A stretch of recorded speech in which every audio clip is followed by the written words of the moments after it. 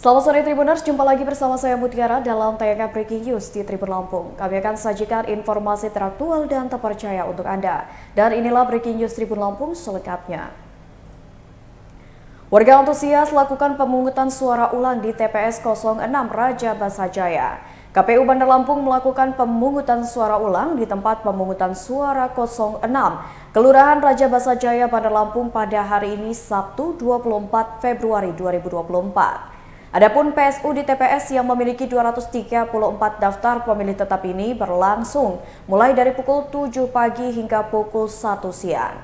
Pantauan Tribun Lampung, sejumlah warga setempat tampak antusias menggunakan hak suara ulang di TPS yang berlokasi di Jalan Nawawi Gelar Dalom, Gang Kenanga, Raja Basajaya, Bandar Lampung. Di sekitar area TPS, tampak warga yang ingin menggunakan hak suara ulang cukup ramai. Terlihat pula sejumlah petugas kepolisian dari Polda Lampung, Kapolresta Bandar Lampung, Kapolsek Kedaton dan jajaran melakukan pengamanan di sekitar lokasi TPS. Hadir pula Ketua KPU Lampung, KPU Kota, Bawaslu, Bandar Lampung dan juga jajaran yang ikut memantau jalannya pemungutan suara ulang di TPS ini.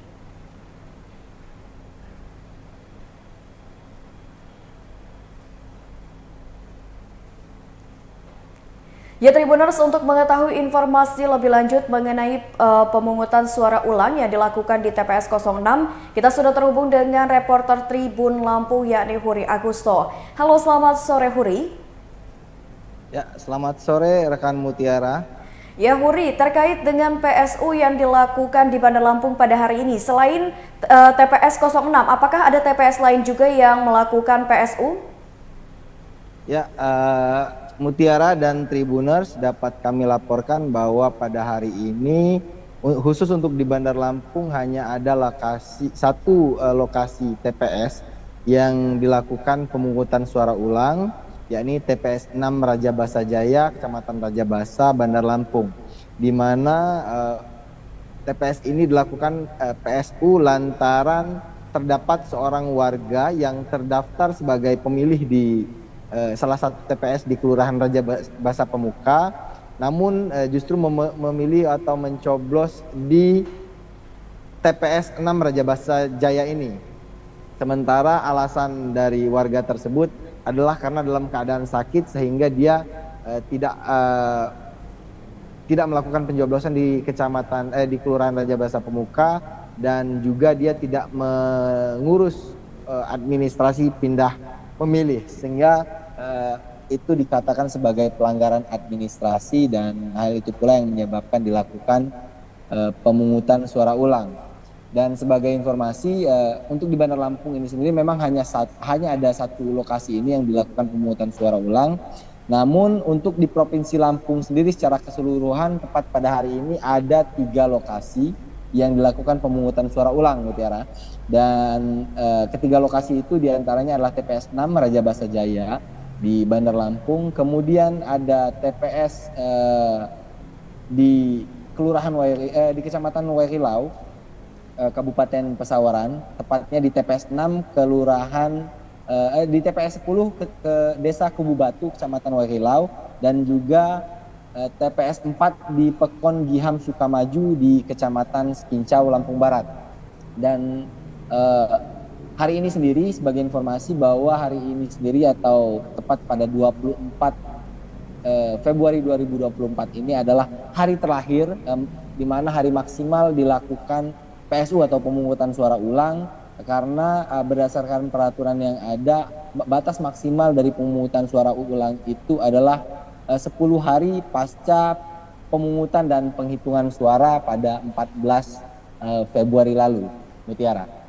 Baik, dalam kesempatan ini apakah Huri berbincang bersama dengan salah satu warga yang menggunakan hak suara pada hari ini? Ya, Mutiara, dapat kami laporkan bahwa warga juga cukup antusias untuk melakukan pemungutan suara di TPS tersebut, dan kami sempat berbincang dengan 2 orang warga.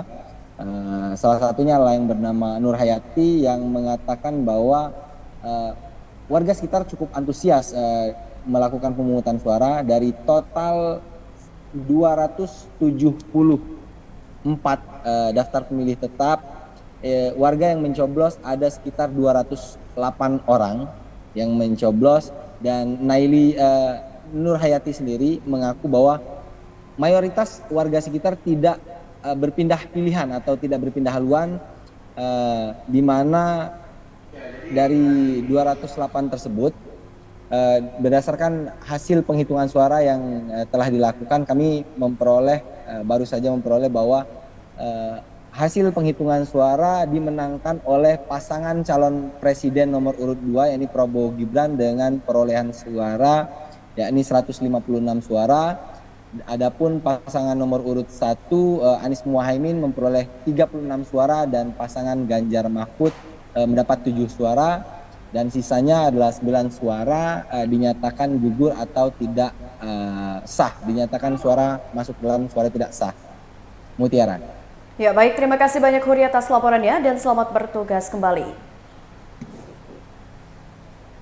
Ya Tribuners, tadi kita sudah mendengarkan laporan langsung dari Huri Agusto yang memantau secara langsung jalannya PSU yang dilakukan di TPS 06 Raja Basa Jaya. Nah Tribuners, tadi juga dikatakan bahwasannya pada saat PSU ini dilaksanakan, warga masih begitu antusias untuk menggunakan hak pilihnya dalam agenda pemilu 2024. Ya, jadi hari ini pelaksanaan pemungutan suara ulang ya PSU dilaksanakan di Provinsi Lampung di 3 TPS di 3 kabupaten kota. Yang pertama di sini di TPS 6 Kelurahan Raja Basa Jaya ya, Kecamatan Raja Basa Bandar Lampung. Ini hari ini dilaksanakan. Lalu yang kedua di Kecamatan Wairilau, Kabupaten Pesawaran, 1 TPS itu pemilihannya hanya untuk presiden ya, wakil presiden, DPR RI dan DPD. Lalu yang ketiga PSU dilaksanakan di Kecamatan Sekincau, Lampung Barat untuk pemilihan presiden, wakil presiden dan DPR RI. Jadi memang ada rekomendasi dari Bawaslu yang harus kita laksanakan, dan PSU itu dilaksanakan hari ini terakhir. Jadi memang PSU itu bisa dilaksanakan 10 hari sejak pemungutan dan penghitungan suara. Jadi secara keseluruhan di Provinsi Lampung ada 7 TPS yang dilaksanakan PSU. Rekomendasi dari Bawaslu sendiri ada berapa? Rekomendasi Bawaslu ada 7 kita kaji ya.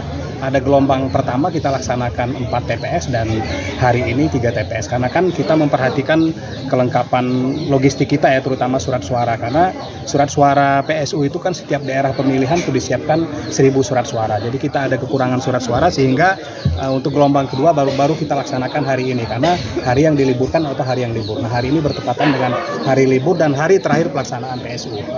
Ketua, kalau untuk syarat PSU itu gimana sih Ketua? Ya PSU itu misalnya di TPS 6 nih kejadian ada pemilih yang tidak terdaftar di daftar pemilih tetap, dia menggunakan hak suaranya. Jadi ketika hasil kajian pengawas TPS ada pemilih yang tidak terdaftar di DPT atau DPTB, maka itu bisa direkomendasikan PSU, termasuk hari ini di TPS.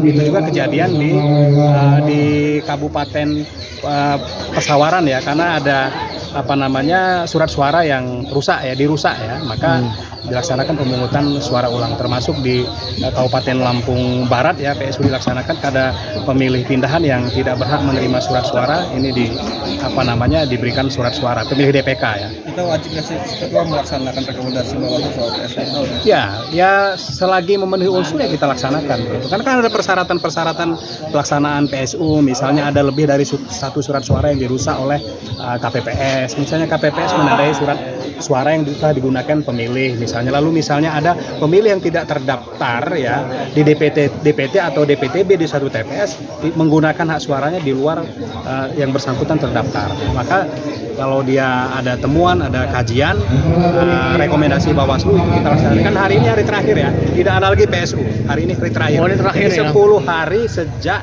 pemungutan penghitungan suara, ini sudah 10 hari, tanggal 24 hari libur atau hari yang diliburkan, ini hari libur kita laksanakan.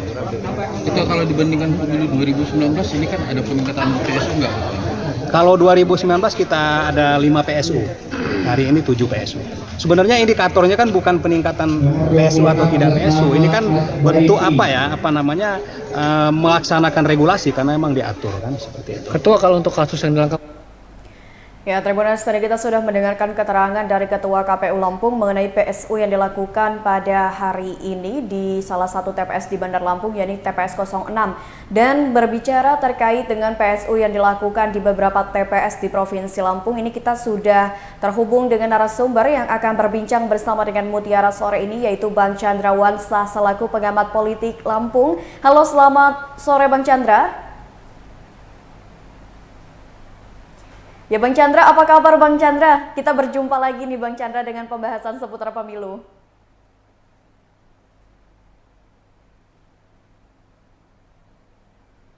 Ya, Bang Chandra, ini kan kebetulan PSU ini di Lampung dilaksanakan pada hari ini, dan tadi kalau merujuk kepada pernyataan dari Ketua KPU Lampung, katanya hari ini merupakan PSU gelombang kedua atau PSU terakhir yang dilaksanakan. Nah, Bang Chandra, kalau boleh tahu sebenarnya apa sih Bang faktor-faktor yang menyebabkan harus dilaksanakannya pemungutan suara ulang ketika pemilu itu terjadi Bang?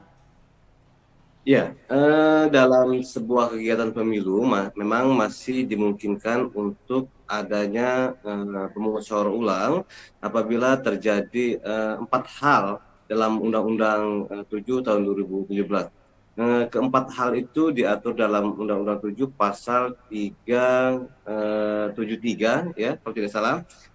Ini misalkan adanya KPPS yang membuka kotak suara tanpa melakukan mekanisme tata cara di dalam pembukaan kotak suara. Ini yang pertama. Yang kedua, juga dilakukan PSU, misalkan KPPS juga menandai atau adanya tanda-tanda tertentu untuk bisa jadi seolah-olah mengarahkan pemilih untuk memilih calon tertentu. Nah, ada tanda-tanda khusus yang ditandai oleh KPPS atau ketua KPPS di dalam memberikan surat-suara ke pemilih. Ini yang kedua. Yang ketiga, juga bisa terjadi apabila adanya surat suara itu rusak, ya. Kalau surat suara dirusak dengan sengaja, ini juga biasanya dilakukan oleh KPPS agar surat suara tidak sah. Ini memang masih memungkinkan terjadi kalau misalkan KPPS-nya cenderung untuk berlaku tidak independen. Nah, ini bisa juga terjadi karena adanya ketidakindependenan sehingga suara yang sah ini mengakibatkan rusak dan tidak diketahui masyarakat rusaknya ini untuk suara siapa. Nah, ini memungkinkan untuk dijadikan alat oleh pengawas pemilu untuk merekomendasikan adanya PSU. Ini yang ketiga. Yang keempat juga ini untuk bisa atau biasanya terjadi juga adanya pemilih yang memilih bukan pada tempatnya. Seharusnya dia tidak memilih di tempatnya, misalkan dia hanya menggunakan KTP saja, padahal KTP dia ini bukan alamat tempat dia berada atau tempat TPS untuk dilayani oleh KPPS. KPPS memang mempunyai kewajiban untuk melayani DPK atau daftar pemilih khusus yang menggunakan KTP pada pukul 12 sampai dengan pukul 13. Tetapi juga harus ada mekanisme yang harus diikuti berupa yang bisa dilayani adalah orang yang mempunyai KTP setempat yang berdekatan dengan TPS. Nah, tidak bisa orang yang hanya mempunyai KTP tetapi dia ingin memilih padahal bukan alamat sesuai dengan TPS atau berdekatan dengan TPS tempat domisili di alamat. Nah, ini memungkinkan untuk terjadinya pemungutan suara ulang yang waktunya ini 10 hari setelah hari H. Berarti kan hari ini hari terakhir. Ini mekanisme atau kenapa PSU bisa dilakukan oleh jajaran KPU berdasarkan rekomendasi dari pengawas pemilu, Mbak. Oke, jadi kalau untuk pelaksanaan PSU sendiri ini memang sudah ada aturan waktu ya Bang. Jadi H+10 dan kemarin ini kan pelaksanaan gelombang pertama di hari Minggu tanggal 19 Februari lalu Bang. Iya, memang dalam regulasi kita Undang-Undang 7 tahun 2017 pasal 373 diatur bahwa PSU dilaksanakan 10 hari setelah hari H. Berarti kan dengan tanggal 24 hari tanggal 14 berarti kan tanggal 24 atau hari ini merupakan hari terakhir. Dan ini berdasarkan rekomendasi juga oleh pengawas pemilu, wajib juga dilaksanakan oleh pihak penyelenggara, dalam hal ini KPPS atau KPU, dalam melaksanakan pemungutan suara ulang. Ada unsur pidana pemilu dalam pasal 501, 502, Undang-Undang 7 tahun 2017. Ini ada unsur pidana pemilu apabila tidak dilaksanakan, apabila memang mekanisme sehingga terjadinya atau adanya rekomendasi dari pengawas pemilu terkait dengan PSU tetapi tidak dijalankan oleh KPU maupun jajarannya atau KPPS, maka ada unsur pidana pemilu yang bisa dikenakan kepada KPPS maupun apabila ada instruksi dari pihak KPU, pihak PPK atau pihak PPS yang tidak menjalankan rekomendasi dari pengawas pemilu, Mbak. Oke, nah Bang Chandra, terkait dengan PSU ini kan otomatis warga harus menggunakan hak suaranya untuk kedua kalinya. Ada nggak sih Bang dampak-dampak tertentu dengan dilaksanakannya PSU? Mungkin pertama dari berkurangnya suara yang diberikan oleh warga, terutama Bang. Ya, biasanya yang sangat menjadi bahan untuk evaluasi adalah terkait dengan minimnya pemilih yang akan menyuarakan diri pada PSU. Ya, partisipasi pasti akan berkurang dibandingkan sebelumnya. Nah, ini yang pertama. Yang kedua, biasanya ya ini kan kalau misalkan PSU ini terkait dengan caleg yang ada di tingkat kabupaten kota, nah ini berakibat partisipasi memang agak lumayan tinggi karena ada pengaruh-pengaruh untuk bisa memilih calon tertentu, tetapi berkaitan dengan terjadinya hal yang konflik biasanya di masyarakat. Kenapa? Ini misalkan memang dari caleg tersebut tidak begitu jauh jarak di antara mereka, selisih dari suara mereka tidak begitu banyak. Ini pernah terjadi di daerah-daerah tertentu apabila tidak terlalu jauh di dalam persaingan di antara caleg ini berakibat partisipasi, tetapi juga ini mengakibatkan adanya konflik biasanya di tingkat tataran bawah, karena masyarakat juga pasti akan terpengaruh dengan adanya calon-calon yang datang kembali biasanya, walaupun ini ada unsur pidana pemilu apabila peserta pemilu melakukan kegiatan untuk mempengaruhi masyarakat untuk memilih peserta pemilu yang lainnya. Tapi ini kadang-kadang memang masih sering terjadi apabila selisih di suara para caleg itu sangat kecil ataupun bisa dipengaruhi oleh beberapa TPS yang akan PSU, gitu Mbak. Oke, jadi memang PSU dengan dilaksanakan PSU ini tentunya memiliki dampak tersendiri ya Bang, terselenggara pemilu ya dari partisipasi tentunya. Nah Bang, ini terkait dengan PSU yang kita tahu bahwasannya ternyata berdasarkan informasi ataupun pernyataan dari Ketua KPU Lampung, PSU tahun ini di pemilu tahun ini ternyata lebih banyak dibandingkan dengan pemilu 2019 lalu. Menurut dari Bang Chandra sendiri Bang, sebenarnya kira-kira apa sih Bang yang menyebabkan naiknya angka PSU di Provinsi Lampung khususnya? Apakah masih minimnya sosialisasi baik itu kepada petugas seperti KPPS atau kepada masyarakat seperti itu Bang? Menurut saya ada memang beberapa faktor yang mempengaruhi terjadinya PSU ya, yang perlu evaluasi dari penyelenggara pemilu terutama KPU dan jajarannya. Ini terkait misalkan dari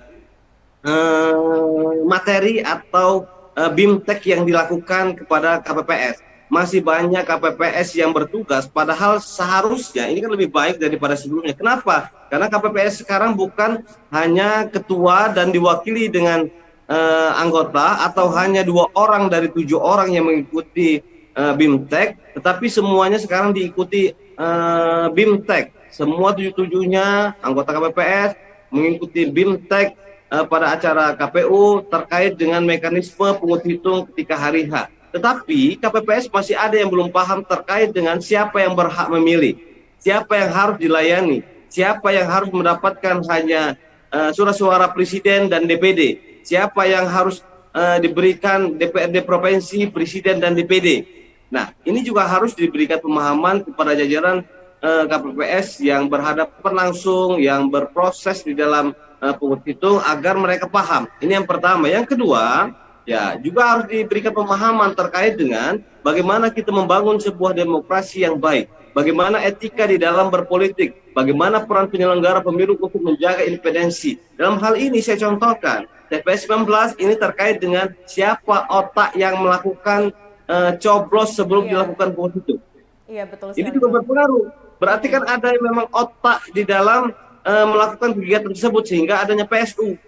Nah, patut untuk dicurigai. Tidak ada kegiatan yang tidak ada otaknya, tidak ada kegiatan yang tidak ada instruksinya, tidak ada kegiatan yang memang mendapatkan untung dari sebuah kegiatan coblos langsung sebelum dicoblos oleh masyarakat. Ini kan pasti ada otaknya. Jadi memang harus ditanamkan. Yang pertama, memberikan pemahaman terkait dengan bagaimana mekanisme melayani pemilih di TPS. Ini yang pertama. Yang kedua, bagaimana menanamkan etika dan bagaimana kita menanamkan independensi serta bagaimana kita membangun demokrasi ini dengan baik dan benar sesuai dengan Undang-Undang 7 maupun PKPU, Perbawaslu agar berjalan dengan baik. Oke, baik. Jadi bisa dikatakan bahwasannya pemilu yang berlangsung pada 14 Februari dan PSU yang berlangsung atau bisa dikatakan terakhir hari ini bisa menjadi bahan evaluasi ya bagi penyelenggara pemilu di masa mendatang, karena bentar lagi mengingat ini pada akhir tahun kita akan mengadakan pilkada. Seperti itu ya Bang Chandra? Iya, ini harus evaluasi secara menyeluruh, baik berupa regulasi kita yang seharusnya didengarkan oleh para pembuat regulasi baik pemerintah maupun pihak legislatif agar adanya payung hukum yang bisa menjadi sandaran sehingga regulasi kita bisa memberikan sanksi dan memberikan sebuah contoh apabila dilakukan dengan kurang baik oleh penyelenggara pemilu, bisa menyentuh orang yang memang bersalah atau menjadi otak dalam sebuah permainan perebutan kekuasaan di legislatif maupun eksekutif. Dan ini menjadi bahan evaluasi kita bersama, terutama mobil khusus evaluasi bagi penyelenggara agar PSU tidak dilakukan karena kesalahan-kesalahan dari penyelenggara pemilu di dalam mentafsirkan sebuah regulasi dan seolah-olah ini bisa dilakukan dengan kesepakatan padahal berbeda dengan regulasi yang ada, Mbak. Oke, baik, mantap sekali Bang Chandra. Terima kasih banyak atas informasi dan juga waktunya Bang Chandra.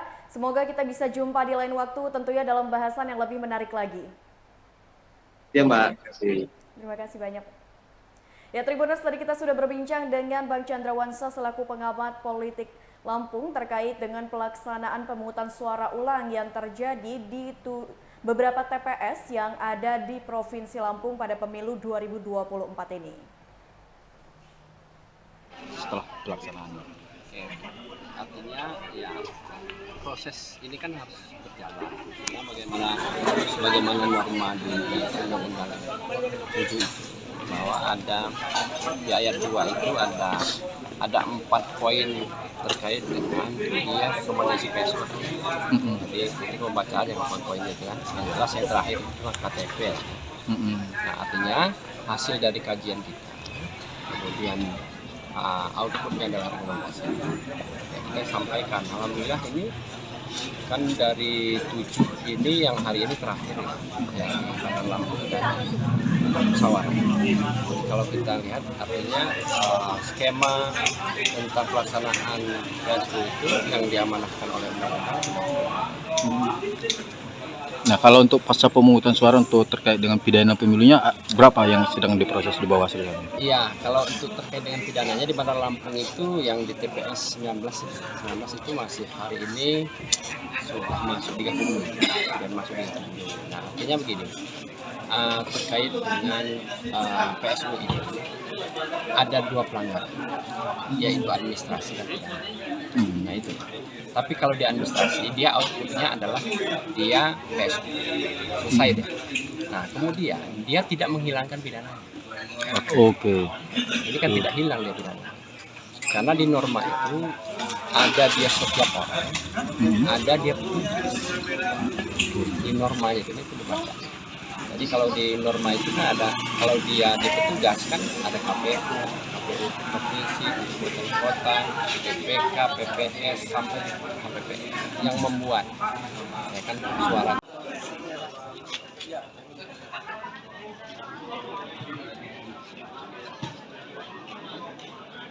Nomor 8 atas nama Agus Fatoni.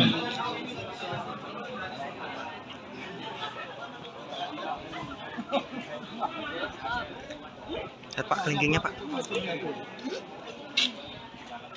Kelingkingnya Pak.